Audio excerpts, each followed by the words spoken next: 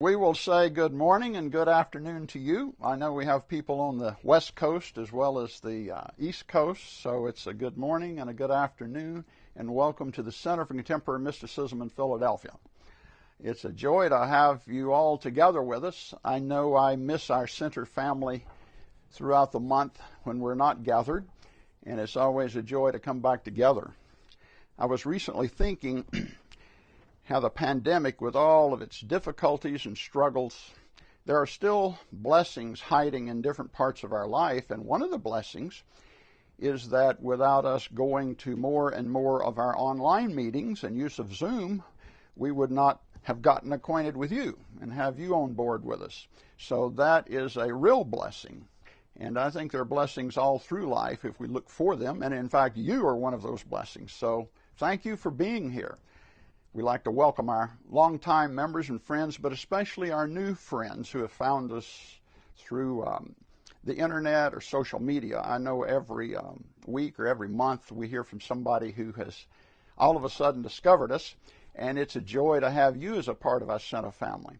We'll also mention that be sure and check out our website because there are a lot of resources there. There are many dozens of videos. There's groups you can participate in, weekly meditation group, monthly spiritual sharing circle, a Course of Love group, and a variety of different things, plus a number of resources, all sorts of resources for our time. So be sure and check that out at contemporarymysticism.org, plus our Facebook page and our Instagram. So we have a wonderful program, which I'm going to begin here in just a moment. The last thing I always mention is back when we met in person primarily, we had put out a little donation basket, and obviously we can't do that virtually online, so we have a virtual donation basket, and if you feel what we're doing is important and you would like help underwrite our work together, you can click on our website and there's a donate button. So let the Spirit lead you, but we're just grateful that you're here and that you're part of the Center family. So it is with great joy now that I welcome our guest for today, Robin Landsong. Robin is an empathetic medium and craniosacral therapist, artist, and medicine singer who's helped thousands of people heal from trauma and discover their purpose through the ministry of singing medicine. So welcome, Robin. We're so glad to have you here. Be sure and unmute. There you go. And at the same time, we welcome back Patricia Pierce, one of our own. In addition to being a previous pastor, she's a writer and a spiritual teacher and works to support those who desire to participate in the global awakening of consciousness that's going on in our world today. So, Patricia, it's good to have you as kind of our interviewer and moderator for today. So what will happen is over the next few minutes, or next little while, 30, 45 minutes, whatever we decide, Patricia and Robin will be dialoguing, and Robin will be sharing some of her work. And then at some point, we'll switch to a Q&A because we always have lots of times for people to be able to talk directly with our guests, such as Robin, ask questions, share their own journey. So we'll do that then a little bit later. So at this point, Patricia and Robin, I'll turn it over to you. Thank you, Joe. And Robin, it's great to be here with you today, and I really appreciate you taking the time to be with us and to be in this conversation. Certainly, I'm delighted. And, you and I had an initial great conversation, so I'm really excited about this. Yeah, it was wonderful to connect. So before we launch into more of a dialogue, I wonder if you could share just some of the highlights of your story, your journey. Now, I also encourage viewers to go onto your website and watch the video there of you telling your whole story, because it's quite amazing and not something that can be encapsulated easily.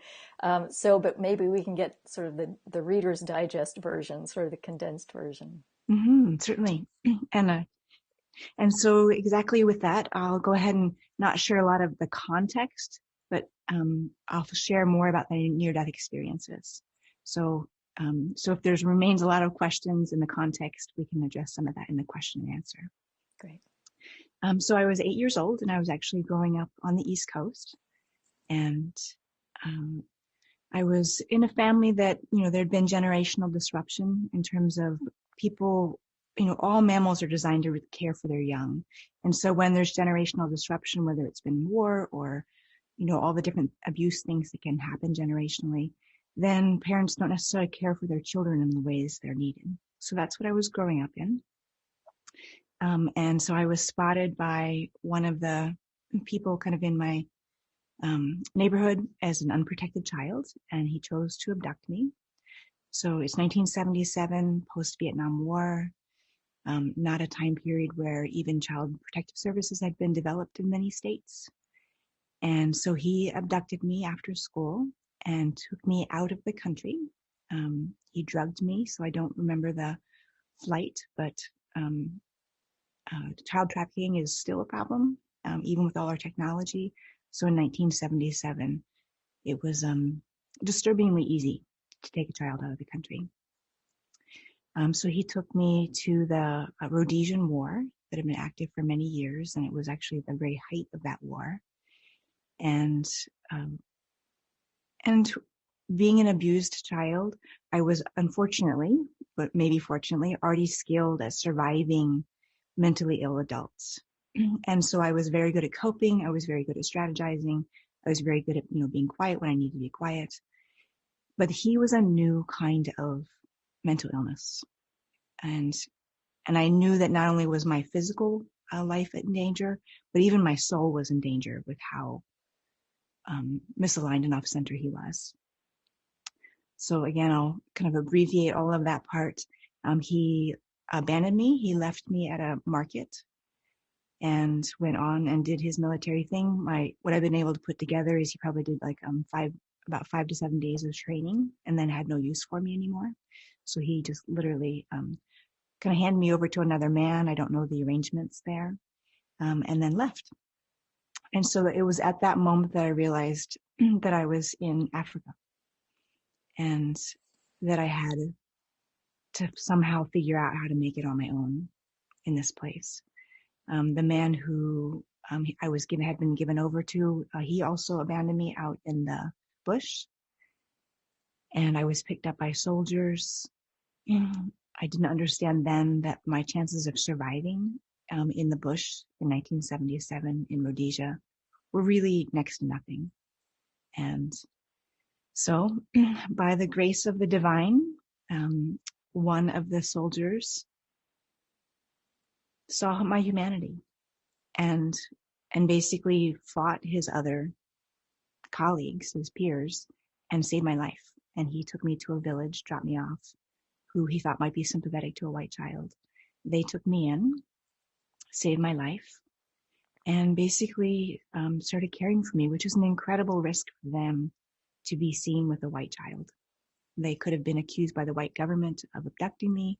They could have been accused of the more extreme guerrilla soldiers of siding with the enemy. So I like to share that because it was 2 levels of people taking risks to save my life when they could have just not bothered. And so I was taken in, I was being taught songs, I was becoming part of, there was 2 women in particular who really mothered me. But unfortunately, the soldiers came back and I was in the wrong place at the wrong time and I was shot. And the bullet grazed the top of my head.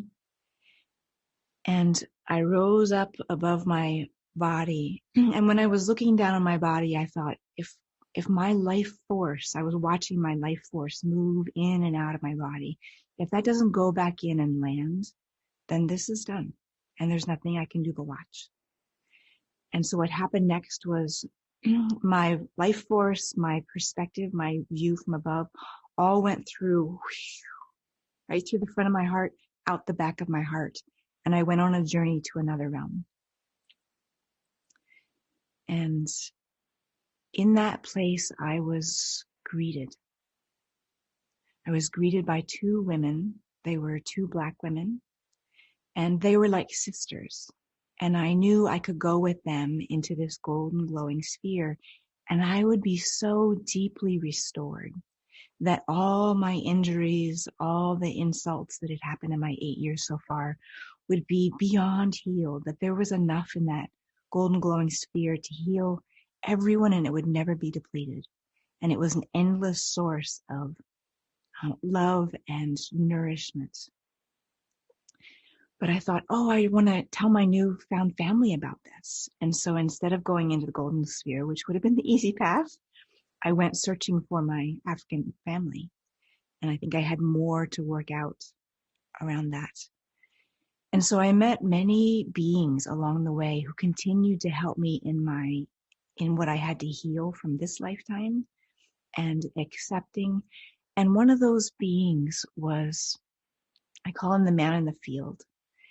And I ran up to him kind of that, hoping he could help me get back to my African family.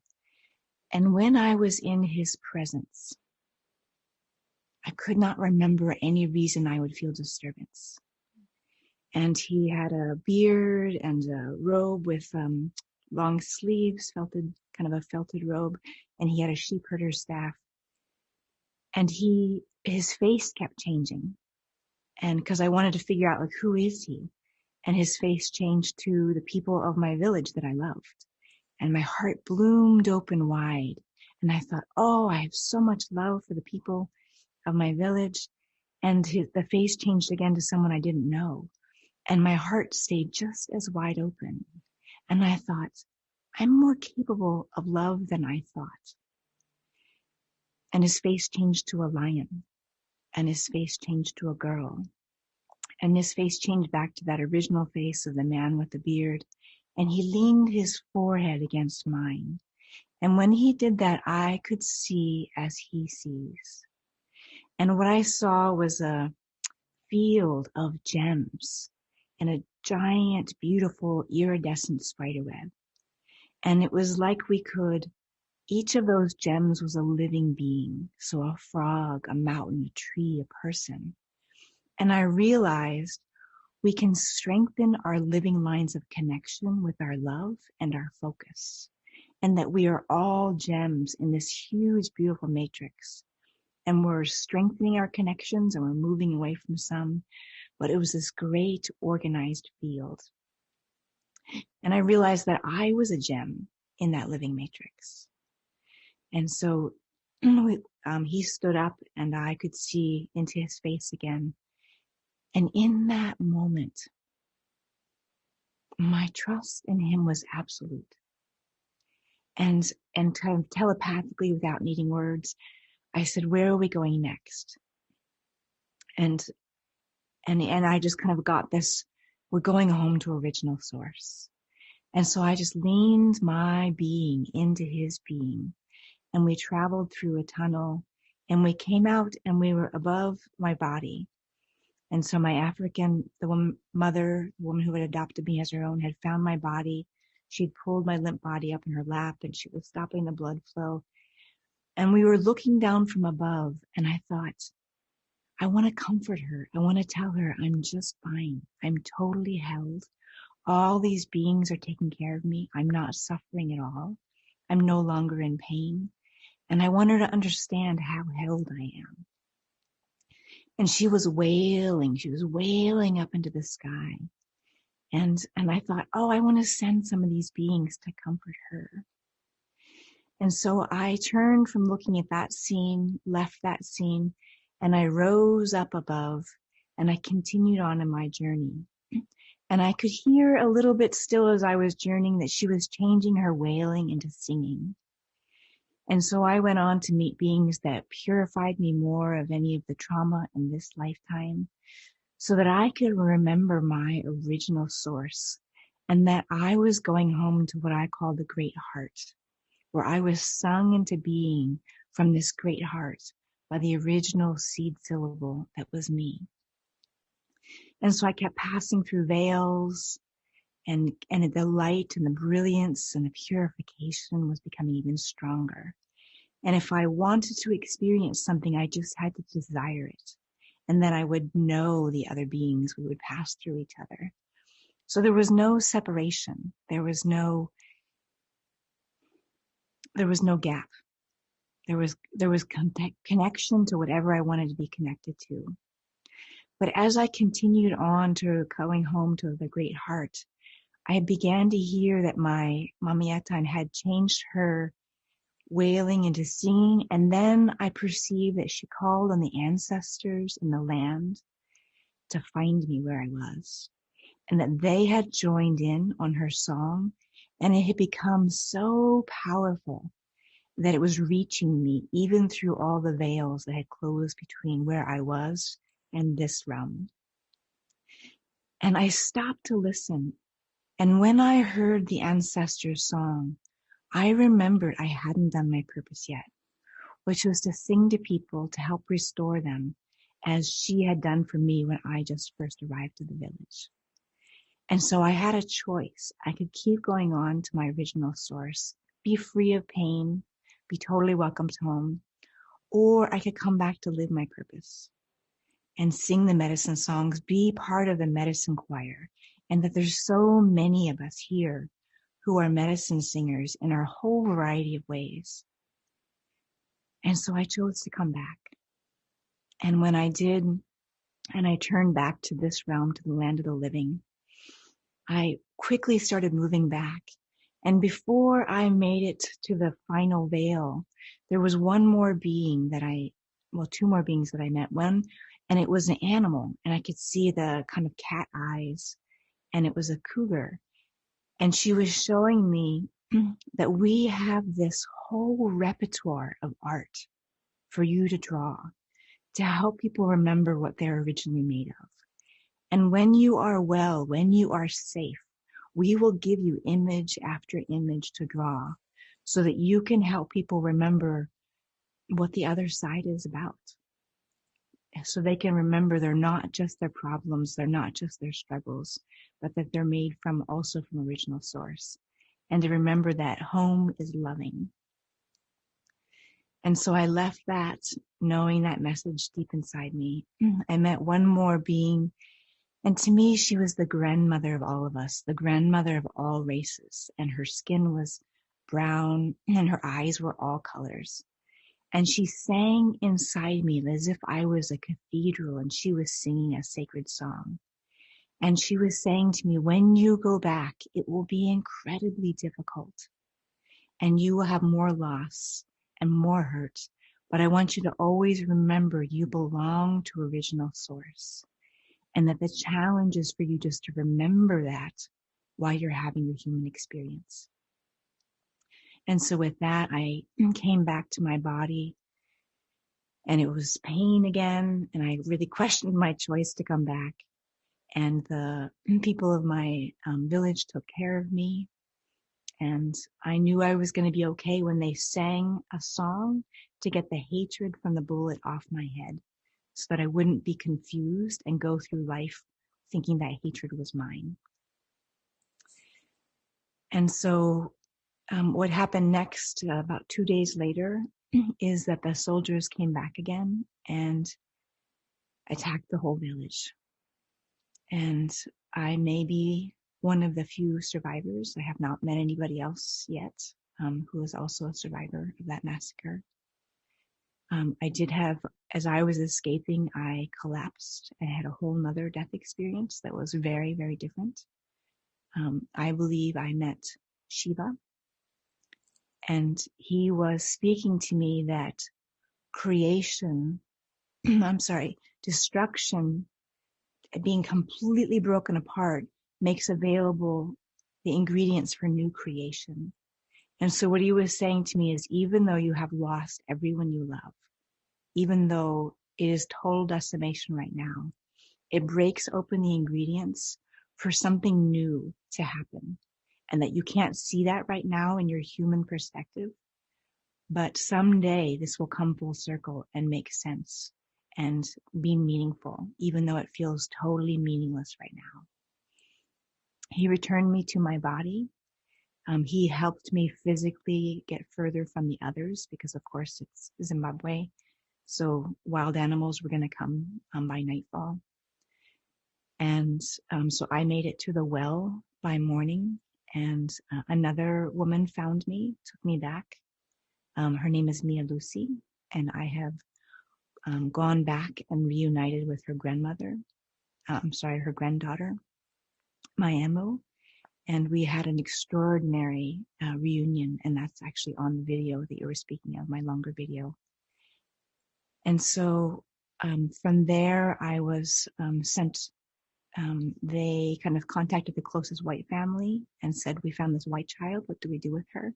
And they said, "Give her to us. We'll find her family." They assumed I was white Zimbabwean or white South African. They had no idea I was American.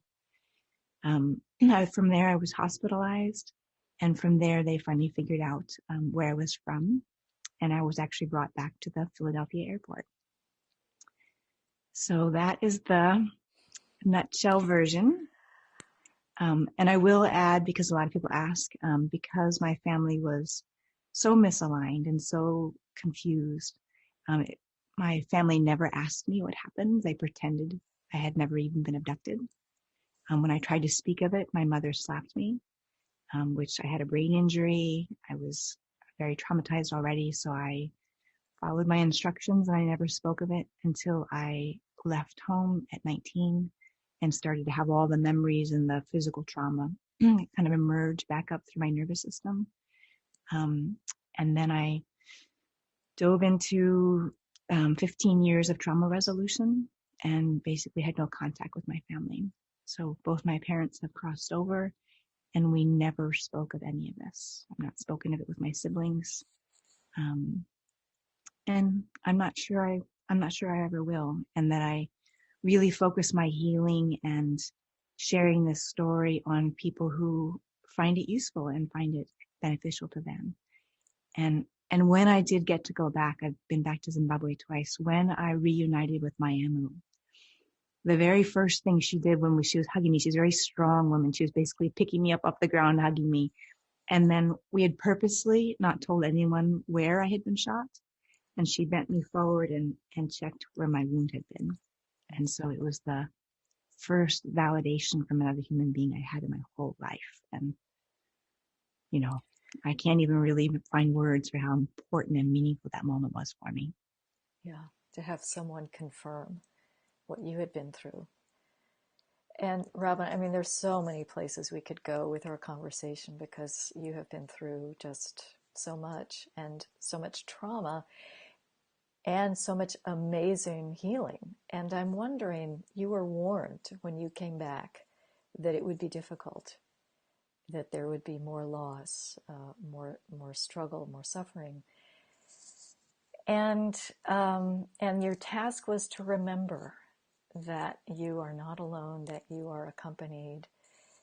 And I think that's difficult to do when we're in the midst of it. And I'm wondering how that was for you, whether you were still able to sort of hold on to the thread of that experience, even when you were going through more intense struggles after all of the sojourn into the near-death experiences and such. Mm-hmm.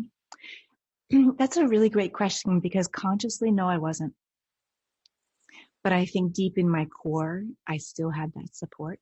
Mm-hmm. And I honestly think that's why I didn't, end my own life or just die of post-traumatic stress, because my body did collapse many times. Like when I was 17, my body started just literally collapsing into parasympathetic shock just from the magnitude of post-traumatic stress. Mm-hmm. So if I exercised, I would go unconscious and my heart would stop. Wow. And so I think that the immensity of the support I have spiritually has kept me going in ways that I don't even understand. Yeah. And sometimes people are like, "How did you make it?" And I'm like, Shiva.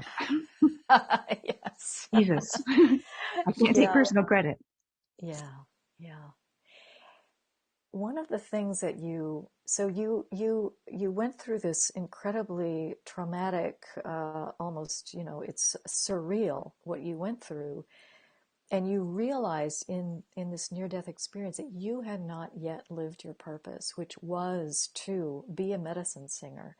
And when you first arrived at that village and the women were singing to you, and you describe in your more complete video how you experienced that song entering you, and healing you. Can you share with us a little bit of what that was like to experience that medicine singing for the first time? Mm-hmm. Yeah, so to kind of like hone in on that little section of the story. So when I arrived when I'd been dropped off the night before by Luca, I spent a night in the tree by myself. I didn't know how many wild animals there are. Again, I was being watched over, and so in the morning I heard singing, and so that's what kind of called me into the village. And they were grinding corn and they were singing. And so I kind of crept up, and when they spotted me, they were very surprised to see a white child. Um, and and so they brought me some food, they brought me water. I was so terrified. Anyone could hit me. I still had entirely broken ribs from the abductor. So I was literally, physically in pain, starving, hungry. And I slept kind of still away from the village a little bit. And in the morning, the children welcomed me in, and my hair was blonde then, and they gathered around and were touching me. And so they gave me this welcoming ceremony of kind of storing me in, telling stories. It was in Venda, so I couldn't understand it, but I knew they were talking about me.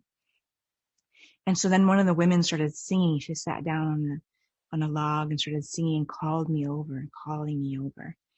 And I was very scared. She was big and strong, but she kept calling me over. And I thought, well, she sounds like a songbird. Songbirds don't hurt anyone. And so I kept letting myself get closer to her, and she drew me in, and it was nourishing me. I was so hollow. I was so empty. I was so, all I'd been doing was fighting for my life every minute from different problems to solve. And here she was filling me up. It was like spring happening after a terrible winter. And so this nourishment to my being, and I thought, if I get near her, I might make it. And I might get filled up like her. So she just sang until I literally was able to look into her eyes. And for the first time in my life, I saw mothering. I saw an adult who could give me shelter. And I literally collapsed in her arms and then wouldn't let go of her after that. Wherever she went, I was holding onto her clothes.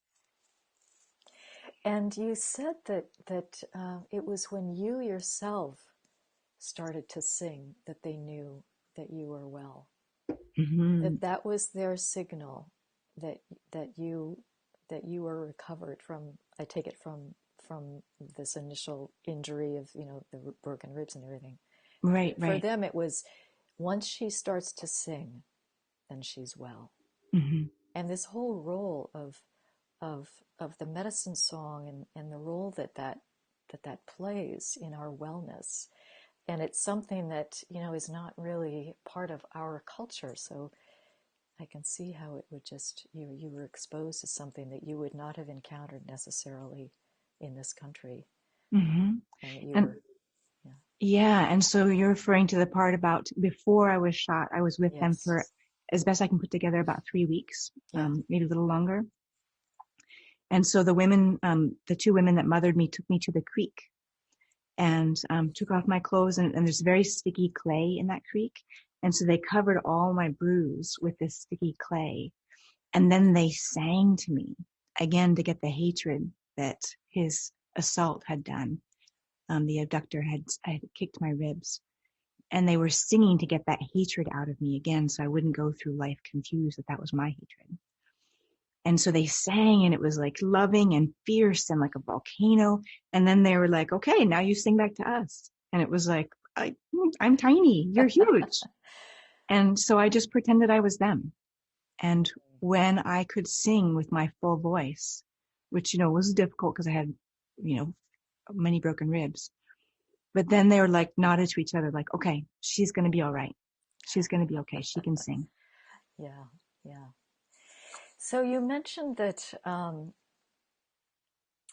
your parents, your biological parents, were not able to be loving, and you mentioned the ancestral legacy and how sometimes there's healing that needs to happen in our ancestral line before we can really fully live out our purpose.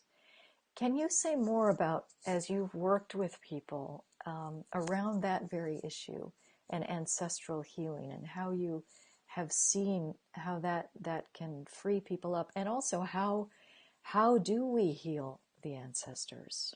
Mm-hmm. And so the thing that's I really love that's happening right now in the trauma healing conversation, so much beautiful research is happening, partly because we have functional MRIs now and we can see what the brain does in trauma. So that has really moved things forward in the trauma resolution conversation. And so I just want to mention a couple resources that I really like. I really love EMDR therapy, like the rapid eye movement therapy was a huge part of my healing process. Movement, yoga, tai chi, qigong, continuum, exercise, all those things are absolutely essential parts of trauma healing. Having herbal adrenal support. There's licorice, cordyceps, rhodiola. There's you can see a naturopath or a functional medicine or herbalist to help you on healing your adrenal support, because people can't really get far in healing their nervous system and their brain if their adrenals are exhausted. And so those kind of really foundational pieces. And then we're moving into the bigger question of what's mine and what got handed down to me.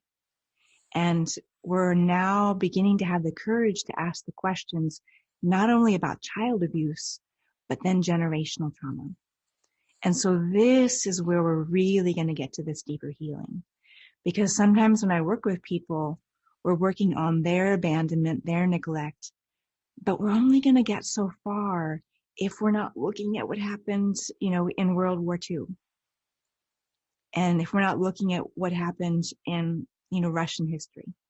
Right.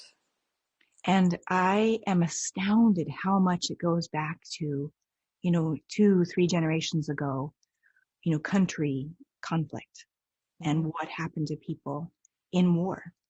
Oh, wow.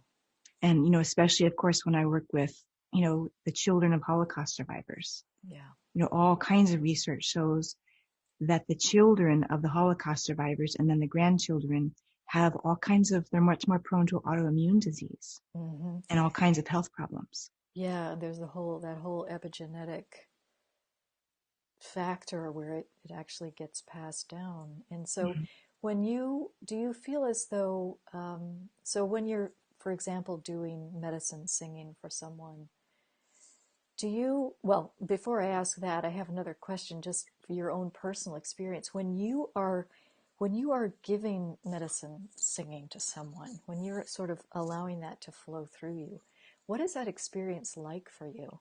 That's a great question. So my job is to relax and be the hollow bone. Mm-hmm. And so while there's a repertoire of medicine songs in me, and then I'm doing my best to listen to the songs that are in the land, that also everybody is born with a song. And so sometimes when I'm able to really connect with somebody and their medicine song isn't buried too deep, I'm going to sing that song back to them. And those are really precious moments. Sometimes it's more preparatory or getting to their song.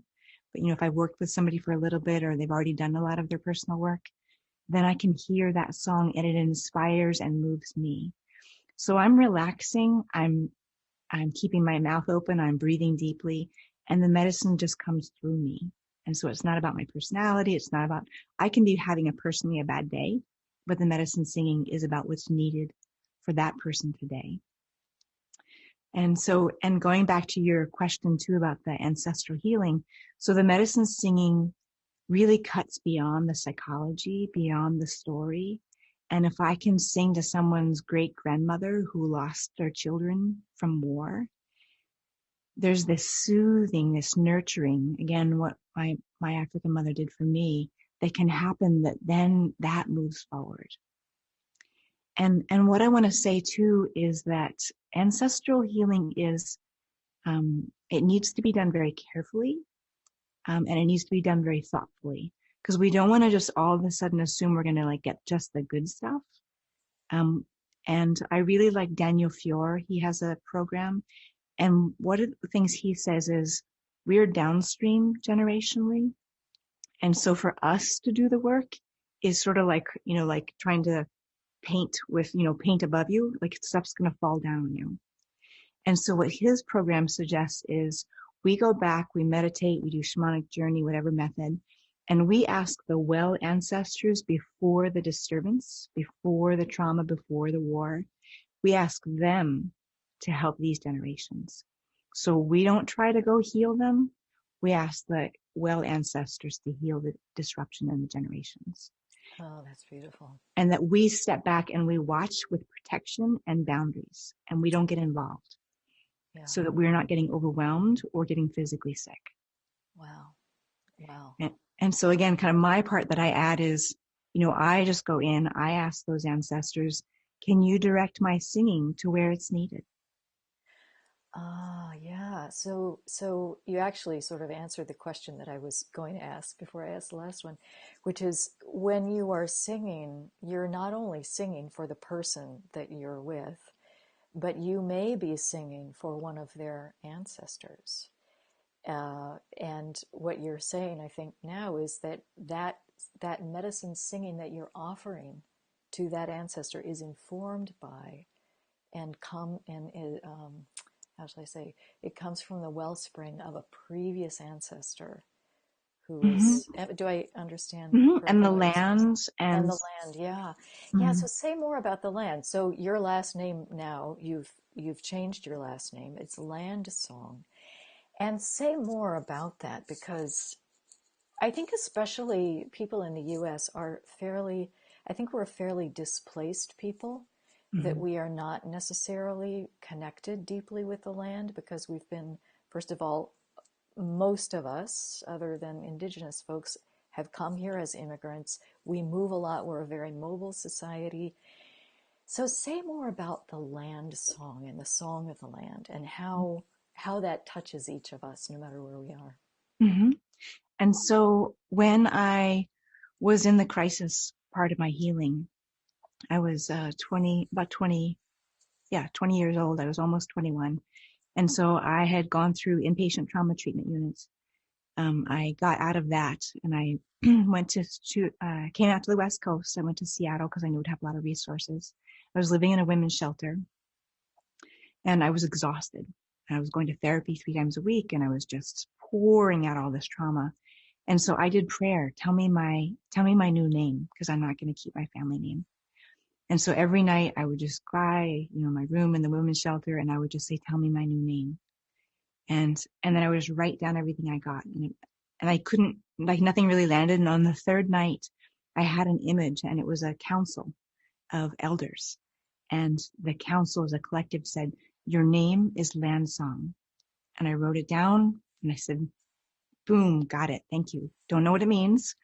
Went to the bank, changed my name, got my driver's license, changed my name.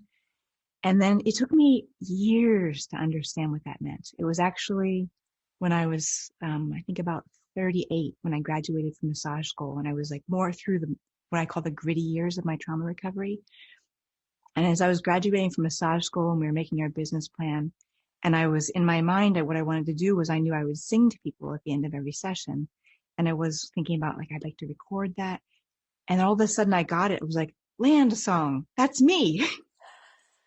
I sing the songs of the land to people, and our body is land also. We are made of the same ingredients as the earth.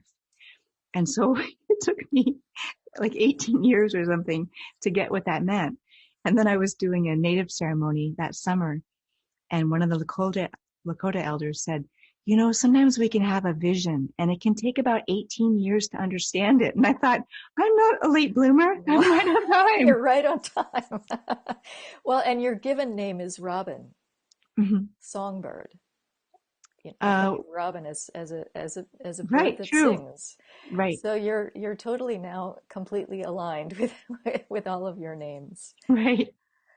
Yeah, so that's fascinating around the ancestral healing. And in your experience, when you engage at that level of healing, the ancestral healing, the transgenerational healing, how then do you find that affects the actual person that you're working with, the client, who is the descendant of these traumas?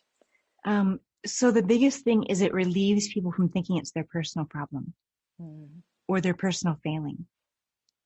Mm-hmm. And so I'm going to just kind of like put a little side conversation too. So that's the other reason I love the nervous system research, especially with polyvagal theory, is it helps people understand this is the human nervous system response to trauma. This is not a personal failing. This is what mammals do when we're overwhelmed. So same thing with the ancestral. It's like, there's some great research. Not, a lot of times research on animals is not very kind, but they had a generation of mice and they exposed them to orange blossom scent. And then they put a little shock in the floor so that the mice would associate orange blossom scent with danger. And so they did that enough times that they got that association, and then they did nothing. And 7 generations later, they put orange blossom scent with those mice, and the mice started trembling. Mm-hmm. And so that's where I'm saying, when we don't know the story of what happens, but we still feel the distress and we keep working at it and we can't find underlying cause, and like we think it's our personal failing that we have this, issue or fear or overreactivity. And when I help people and I use my intuition to kind of go back, and I'll say, I work on current trauma, I work on current neglect, or, childhood neglect and lack of attachment. But sometimes it'll just be so obvious to me, and I'll say mother, father side, and I'll say, okay, father side, and I'll say mother, father, and I'll be able to kind of trace back, and then I'll relax. And sometimes I'll get a movie in my mind's eye, and it might be, did you have a grandmother who lost 2 children traumatically? And the person will be like, oh, yeah. And then I'll say, and so does it show up for you of that you're really clingy and attached to people, and you feel not good about that? And they're like, yeah. And so I say, could it be that your grandmother suddenly lost these 2 children traumatically, and that her desperation is in your nervous system? Yeah. So that enables people to sort of decouple from that sort of automatic response. Right. And be able to get into that mindful observer. Like when Yes. that feeling of clinging comes up, is Yes. this mine or is this my grandmother's? Right. Yeah. And one of my favorite ones was a woman who was working on recovering from alcoholism. And so I went back, and it was her grandmother who had died of alcoholism. And so, and also being a medium, I connected into her, and we had a conversation with her. And what ended up happening was her grandmother was going to be her buddy in helping her not drink. Wow. Wow. It was Yeah. profound. Both of That us were is, crying. yeah. Wow. That's beautiful. And that what her grandmother couldn't do in her lifetime, but when she crossed over, she's like, wow, the alcoholism thing, that's a bad road to go. I'm Let gonna. me help you not do it. Yeah. Wow. So you have through a lot of work, obviously, a lot of work, taken your own experiences of trauma, and you have, well, I wouldn't say you have. I mean, you've gotten a lot of support on all levels, right? Thank you. But let me rephrase that. The trauma that you have been through has been transmuted, perhaps not completely, because, I think we all continue to, all our lives work through some things, but it has been transmuted so that now it's almost as though it has delivered you a gift, the gift that you then are able to share. And you talked when we spoke previously about how our trauma and our struggles can become our inspiration and our resilience and our strength.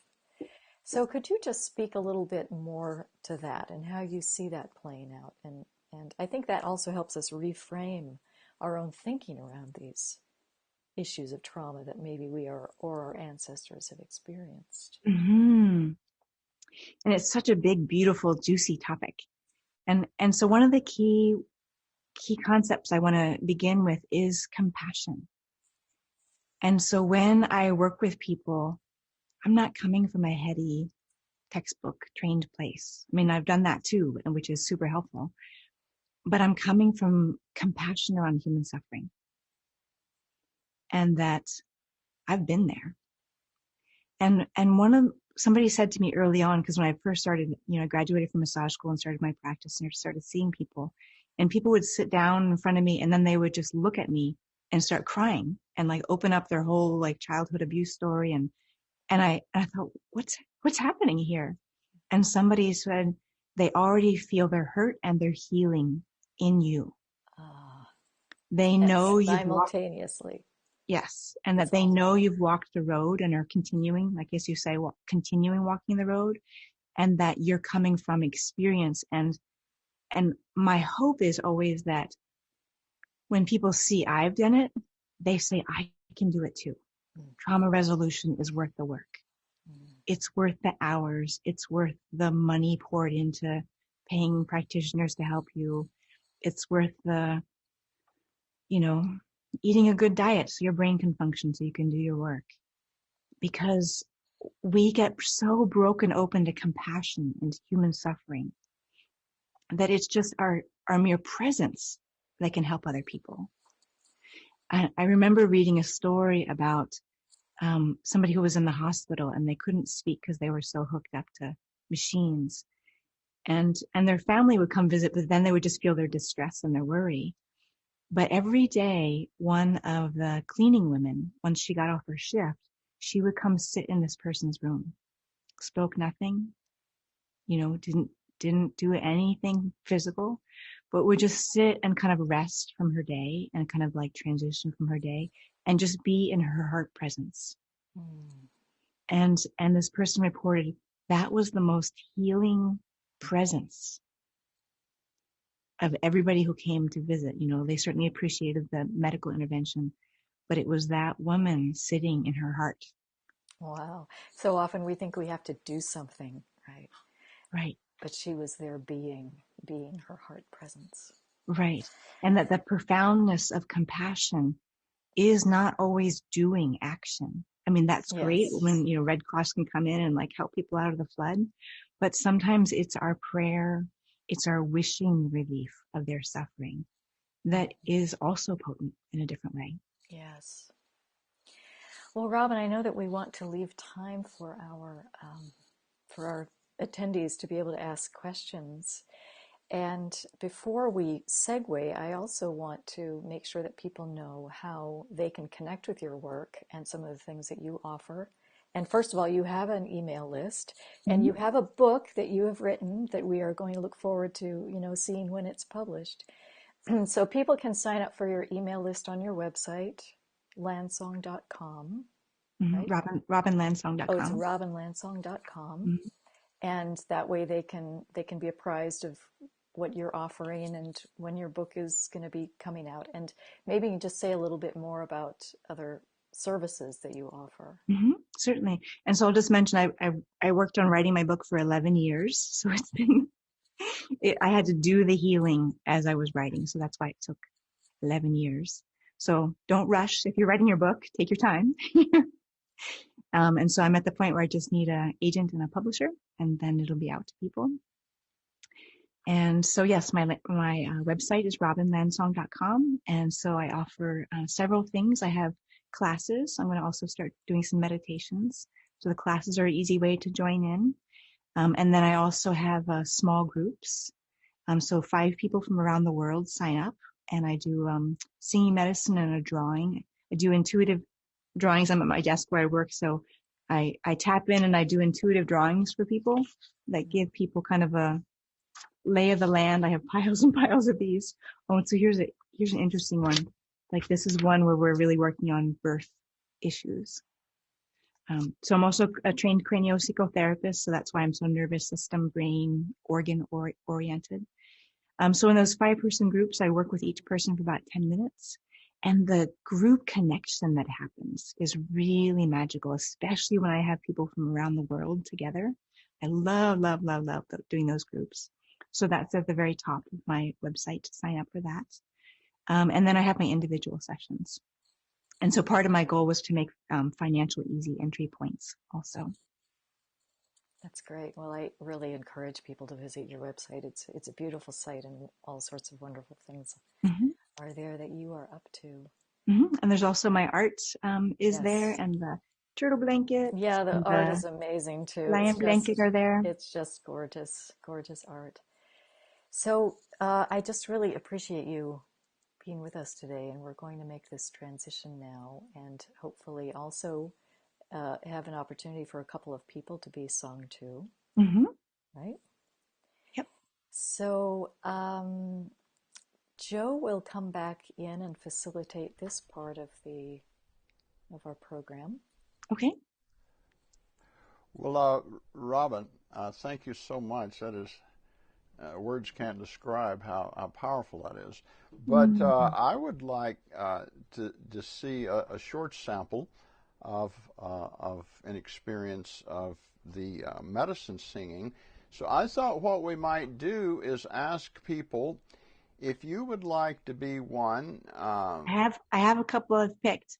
Do you? You have a Uh-huh. couple of Mm-hmm. ringers. Okay, who has said they would like to do that, and we'll bring them on board. Mm-hmm. I asked Jacqueline Okay. if she would like to. I did it in the chat, and then I haven't paid attention to the Good, chat. good. So Okay. that's somebody I know. I've asked Jacqueline if she would join us. And so, Jacqueline, if you would click to turn on your video and your audio. So, yep, that's looking good. You have to turn on your audio and video. There, she's coming. Who else did you have in mind, Robin? Well, I was just going to sing to Patricia. Great. Hi, Jacqueline. Good to see you. Okay, Patricia. All right, Patricia, if you want to be included in this, then you'll need to turn back on your video. There you are, and your audio. And so I don't know if do you think two's enough to demonstrate your thoughts on this? Sure. All right, Miss Jacqueline. Hello, good morning. Good morning. And this is somebody I've sung to before, so we know each other. And so when you check into your body and your being, is there any place that would like to be sung to today?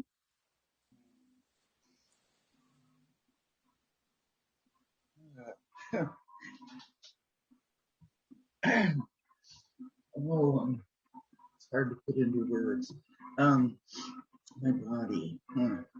I suppose my back. Uh-huh. Okay. All right. And so I just want to say, when I first met Jacqueline, I was doing a live singing medicine group, which I can't wait to do again after COVID. And Jacqueline has a very strong connection to nature and to land herself, and has cultivated that her whole life. And so I felt, when I was singing to her, I felt like I was singing to like plants and like all this life. And it was like this wild, big singing, because sometimes it's very small and gentle, and sometimes it's very big. All right. So I'm checking in with your back.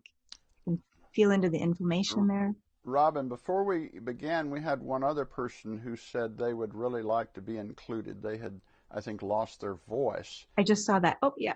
Great. So I'll maybe Ulrike, and I think 3 would be a good number. Okay, so, sounds great. Ulrike, if you would turn on your video and audio, then we will include you. All right. So first I'm going to sing to Jacqueline. So I'm focusing in kind of, especially I can feel it's kind of both, but there's something going on in that right lumbar vertebrae. Siamayo am ham he am ho ham maya ho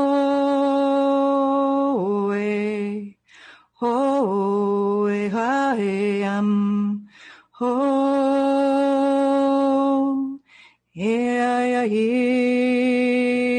am ho ham maya ham ha am ho maya ho ham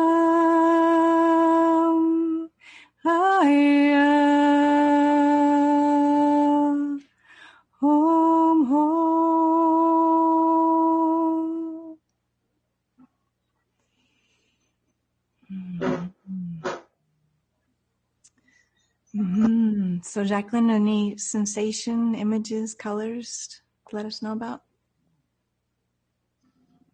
I just love the singing. it just radiates through me. I'm so blessed to be called by you again. Thank you. Yeah, my honor, sister. Mm-hmm. You are Come on welcome. down, go camping anytime, or maybe you've already had your shots. I have. Okay, great. Good to know. I'll let you know. She has some beautiful land where I've come and camped on her land, so that's what she's referring to. She's got a beautiful river, and it's just lovely. All right, so Patricia, are you ready to be sung to? I am. Great. And Miss Jacqueline, if you could mute yourself, that'd be great. All right, so Patricia, when you check in with your body and your being, is there any place that would like to be sung to? My third eye. I totally got that. I was like, oh my gosh, if she doesn't say it, I'm going to have to sing her third eye anyway. I even got this like wonderful pulsing. Woo, woo. All right, well, let's see what happens. This is going to be fun. C-I-O, A-I-I-E-A-O, A-I-E, I-M-I-O, A-I-I-O, A-O, A-I-Am, I-M-I-A-O, A-I-Am, Home, I-Am. Oh, oh, oh, my,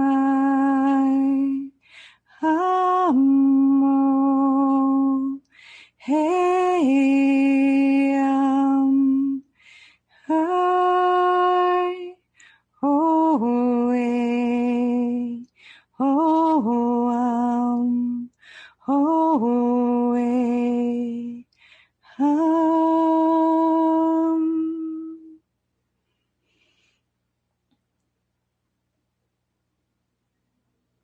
Thank you.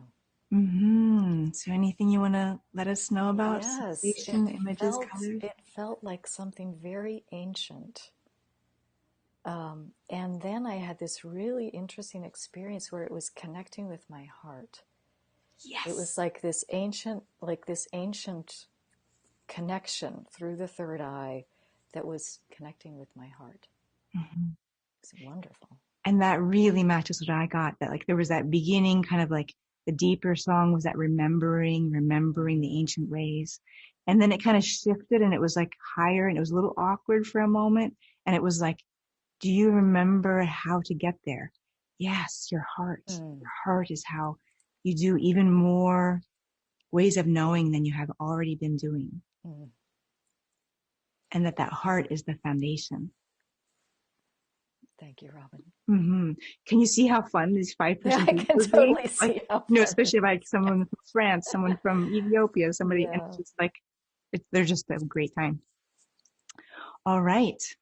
And then, Uli, since you don't have your voice, do you want to point or can you speak?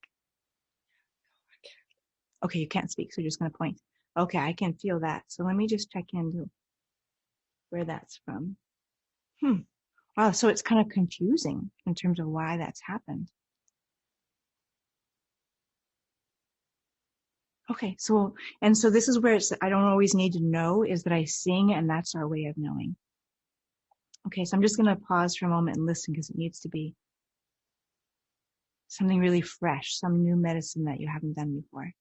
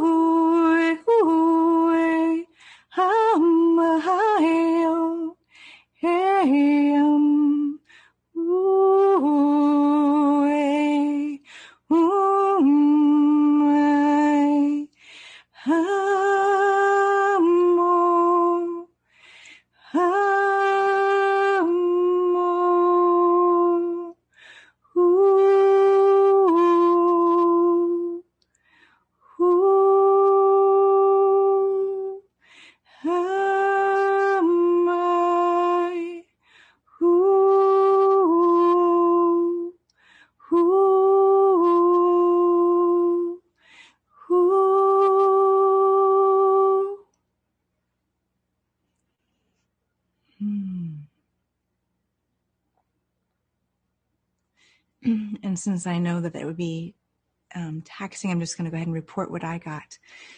So many of us, men and women, are working on bringing home that divine feminine power, and that this is the time period where the imbalance of misaligned masculine is like our divine feminine is showing up in each of us. And so it feels like it's this kind of really rough transition, but that you are working on that divine feminine potency, power, that remembering, and that there's this other people's, I'm going to use a strong word, other people's delusion about the divine feminine are what you're clearing out. Generationally, current lifetime, that which is not divine feminine, like all the stories that are not true, are what's leaving right now. And that when you get your voice back, it is going to be stronger than ever. Yes. Thank you, sister. Whew. Well, I just Robin, love doing that. That's fun. Robin, that is, oh wow, that is so wonderful. Listen, I think now I'd like to go and take a little while and see if there are those who would like to ask a question. If so, I'd like for you to click the raise your hand button. We have a lot of people on our meeting today, so we won't get to everyone, but if you think of a question or a thought that you would like to share briefly with Robin, well, please click the raise your hand button and we'll call on you. So I see one hand raised is Janet. I'll go ahead and bring her on. So let me get over here. Let's see. Janet, there you are. Okay, go ahead and share with Robin. So, Robin, with all the deep healing work that you have done to heal from the trauma, and knowing that your parents were, if you will, the channels for communicating, for bringing a lot of this trauma into your life, many of us on spiritual paths reach for compassion and forgiveness and so on.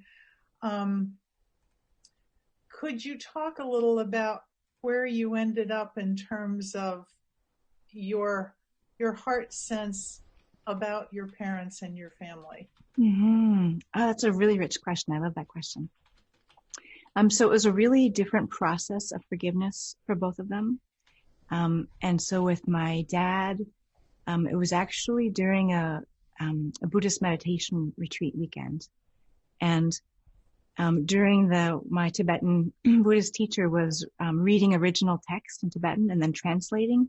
And it just was helping me realize I still had so much repulsion around my father in my body that honestly, that was my motivation to forgive, since I didn't actually have any relationship with him anymore, that I just wanted to be free of the anger that would just fire up so easily and then the repulsion in my body. And so I wanted to get clearer, freer. And so by the end of that Buddhist teaching, I just kept purifying and purifying the anger and the repulsion. And literally, I had to run out of the room at the end of the teaching because my body had sweat so much. I just had to go take a shower. So I just wanted to remind people healing isn't tidy or pretty. And so by the end of that weekend, I had made like the really crux shift for that. And then when he died 2 years ago, then I went through a whole nother layer of it that had a different flavor and process around it. And so really kind of doing a lot of meditation, going back to his father.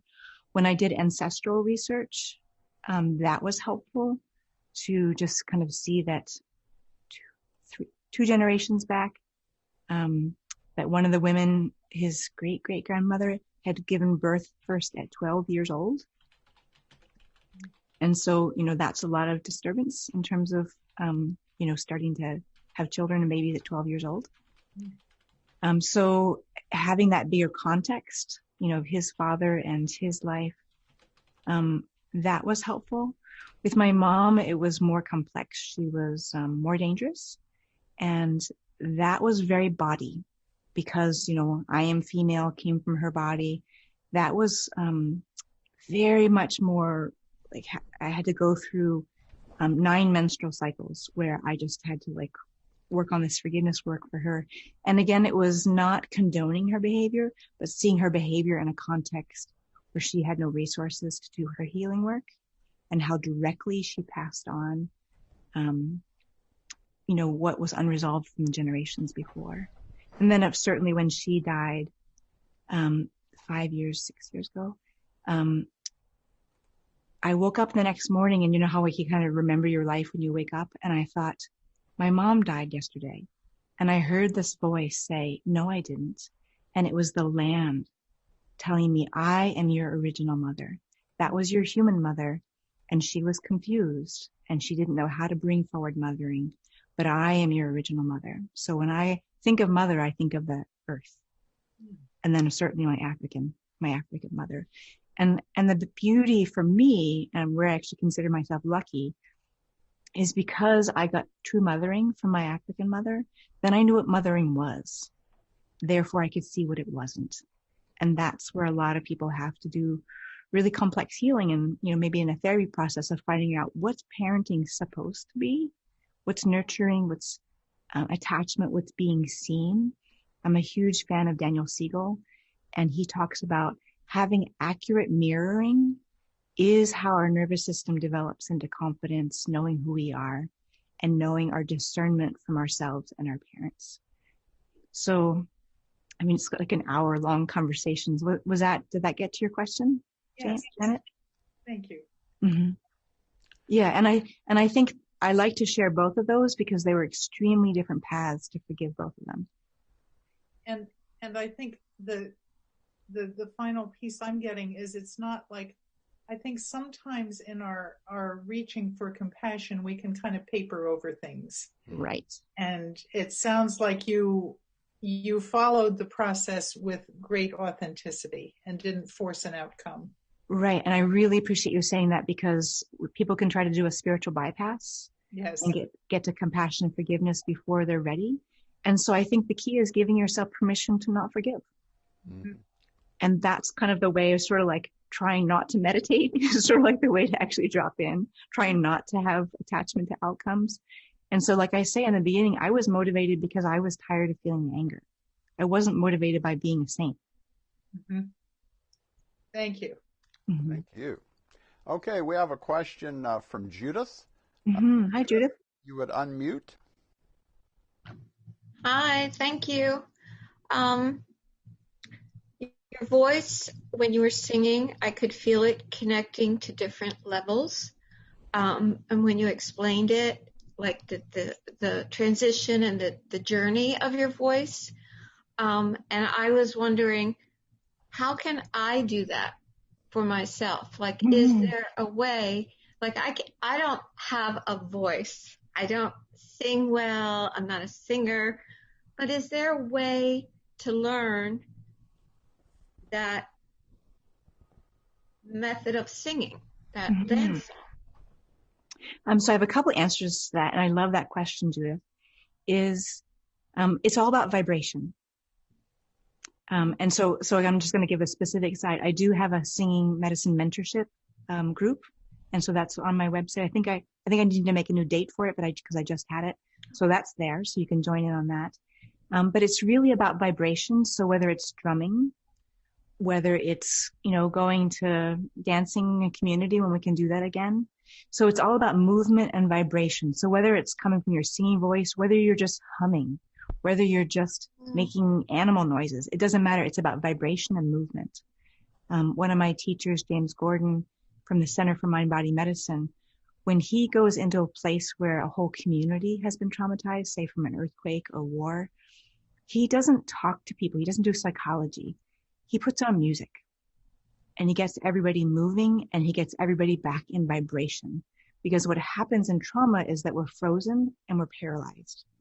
And so movement, whatever form, like I say, Tai Chi, Qigong, dancing, waves, dancing in your living room by yourself, doesn't matter. It's about getting something moving again and something vibrating again. And then that will usually bring up difficult emotions, but having faith that we can move through those to stick with the process, and we will get through the other side. And so sometimes I say to myself when I'm in the intense part and think this is going to kill me, I think beginning, middle, and an end. And because I've done it so many thousands of times to work through my own trauma, I have faith when I'm in the middle that I will get to the other side. I may feel raw and exhausted for a while, but I eventually will feel better. I will have more of myself available for my life and more of myself available for others. So whatever drumming, rattle, dancing, anything, just going out, like laying on the earth, wiggling around, as long as it's movement and vibration, doesn't matter the form. I just had this idea. I like to walk. I have a dog. I like to walk in the neighborhood. And I could picture walking and humming as a beginning, like something like that. I could picture doing that. And you could, and if you wanted, you could add to your eye movement. So EMDR was developed by a woman walking on a path, looking side to side. And so that's the REM that we do in dreams. So sometimes when I go for a walk in the woods, I look at that tree and then I look at that tree. And I go back and forth and I see, do I feel just a little bit calmer? Thank you. Thank you, Judith. I noticed that we have a question from Meg. We'll ask her to come on board. Meg, if you would turn on your video and unmute, we'll get your question for Robin.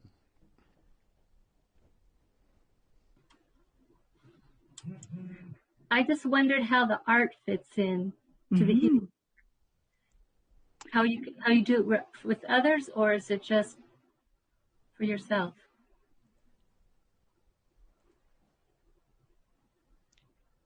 That's so interesting. In the beginning, when I was, like I said, doing my kind of what I call the gritty years of my trauma, it was really me just kind of vomiting out the trauma stories, vomiting out the abuse details onto paper, so that it's better to have it on paper than in my cells.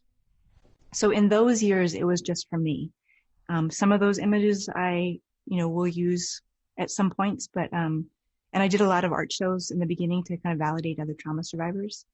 And at a certain point, the art shifted to being more universal and being about helping us remember our original source. So yeah, I'll just share a story about kind of it being for others. I did make an art book, a self-published book a while ago that's out of print now. And a friend of mine said, I'm working at a home for boys and who are having a hard time. Can you donate a book? And I said, sure, here's a book.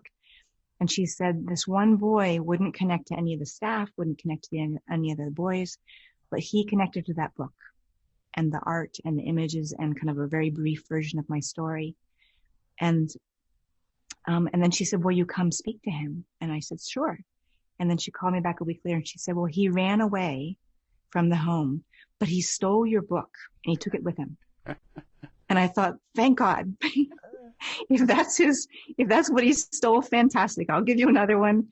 So it's kind of not even my business, like what it speaks to and how it might be useful to some people.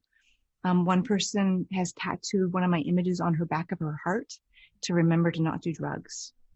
Another person bought one of my prints to put in with her mother when she was cremated, so her mom could have the image on the other side. Mm. So all these incredibly moving stories of what people do with the art.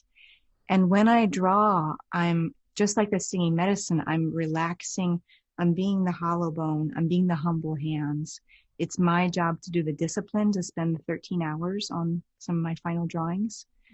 And then the drawings that I do in session are really quick, and they give me information. So like say for this person, our goal for her was integration. So we needed to get these points back together so that she might begin to look like she had a sense of wholeness. And so this person, again, I do these, like this is in the individual sessions. is about integration, is about coming into that, back into that sense of wholeness. So as I do these drawings, it's about validating the person.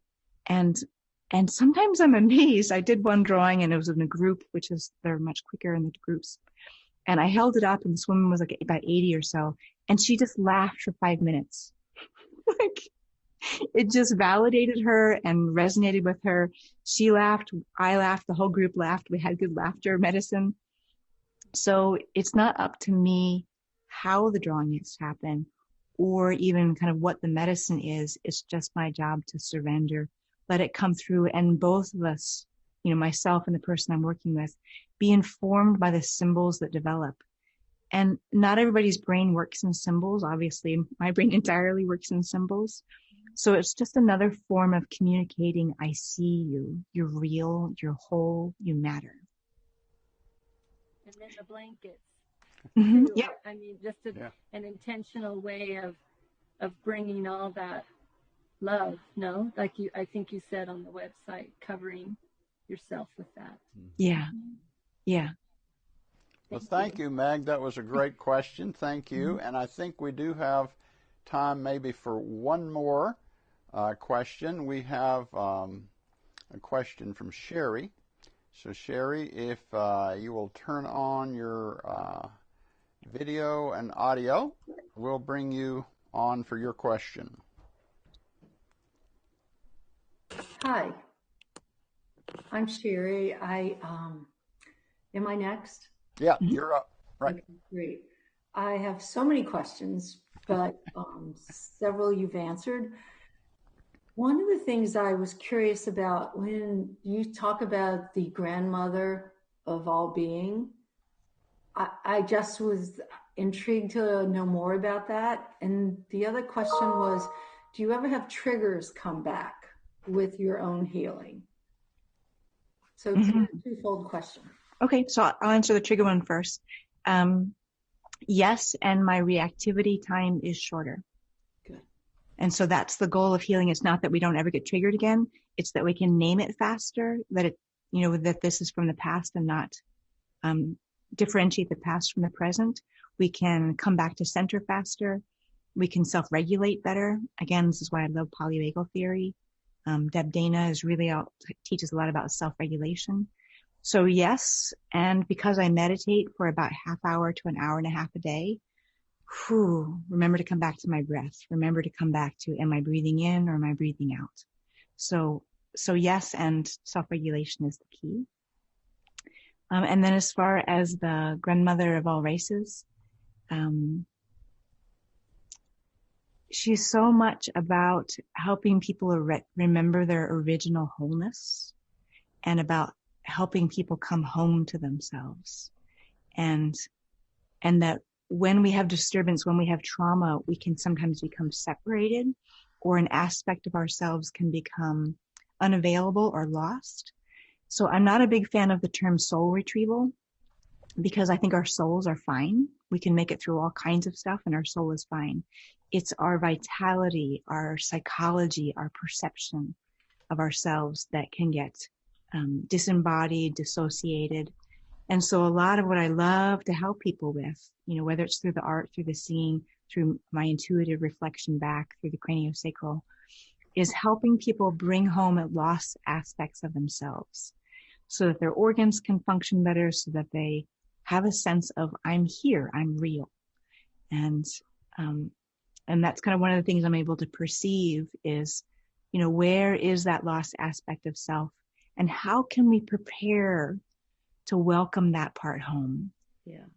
And that's really what I got from the grandmother of all beings is that, you know, we are true nature.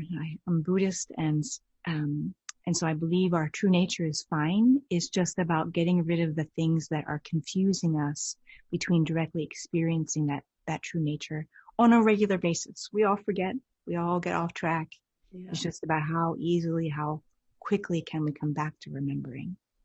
Wow, that's beautiful. Was that helpful, Sherry? Oh my gosh, that's beautiful. Thank you. Mm-hmm. Thank you. Thank you for the question. Thank you, Sherry, so much. Well, Robin, I don't know how to thank you enough. This has been just so wonderful and so insightful, heartening, hopeful, in a time with so many uncertainties and so much change going on in our life, sort of almost the trauma of living through this pandemic. I think I've found everything you've talked about just profoundly healing and helpful. So we are so glad to have had you here. You've been with us. You're now forever a member of the Center family. So we will look forward at some point down the road maybe to having you back and touching base again. So thank you so much. And I'll encourage folks to be sure and check out Robin's website. And a lot of the different opportunities and programs and resources she mentions are on her website, which is robinlandsong.com. Right? Yep, okay. And I just put it in the chat just in case. Good. Okay. Sometimes they're .org, but this is .com, and you put it in the chat. So I'm sure you'll be hearing from some folks. And let me remind you that the video of this meeting will be on our website available, because I've had several people text in and ask. They had somebody they know would love this program, and would it be available? So it is being recorded, and it will be available. You can share with friends and others. Robin, thank you so much. God's blessings to you and all that you do, and we'll just look forward to being together again. Great, and I look forward to when COVID's over and I can sing to people live in person, because I love doing that. We would love that. Well, God bless, and you be well, and we'll talk again soon. Okay, thank you so much. Okay, don't run off quite yet. I just want to mention to you our next program coming up. Next month in May, on May 23rd, we'll be welcoming from Argentina Sebastian Blakesley. He's a fascinating, wonderful person. After a career in international business, took him all over the world.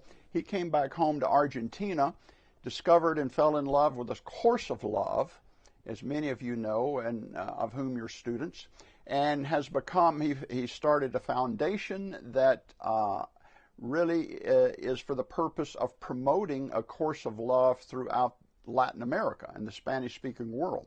And so he's going to be with us. He's a person who from age 6 began receiving messages, as he described it, from the voice of Christ. But over the years and through today, he has transcribed many of those messages that have resulted in a book or series of books called Choose Only Love. And so he's published a year or so ago the first of those, and he envisions that as being 7 books.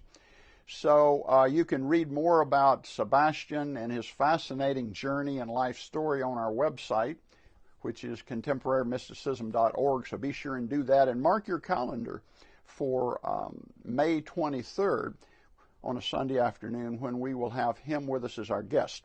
So just to remind you, there are lots of resources on our website. There's monthly spiritual sharing circles. There are weekly mindful meditation. There's a Course of Love group that meets. All sorts of resources in which you can participate, because most of them now are through Zoom or another form of online. So be sure and check out contemporarymysticism.org. And as I mentioned before, since we can't pass our little donation basket, since we're a totally member and friend-supported organization, if you feel what we're doing is important, you're certainly welcome to go to our website, click the donate button, and express your support for the work that we're doing through our virtual collection basket. So I want to thank everyone who is here, live or recorded. You're part of the Sender family. And I want you to remember that there are blessings all around us, even in these difficult times of the pandemic. And to us, you're one of those blessings. So be a blessing and look for blessings each day. And we'll say, stay well, be love, and may God protect you and go with you until we meet again next time. Namaste.